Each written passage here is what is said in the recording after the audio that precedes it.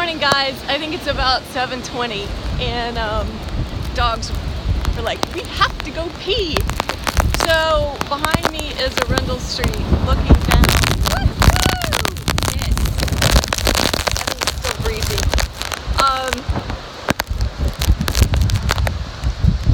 That's Arundel Street. Also walking towards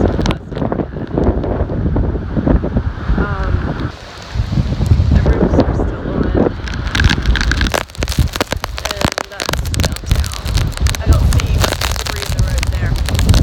All I can say is, holy guacamole, what a night. And I know you're all laughing at this bike helmet, but it does take a lot of pressure off because there are lots and lots of shingles that have flown off. And let's see if I can get over here. Oh, it's starting to.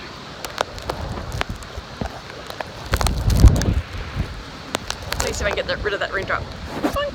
Yep. Okay. So I heard that last night. For sure, and I think the dogs did too. And then lots of debris, and there's some metal. Yeah.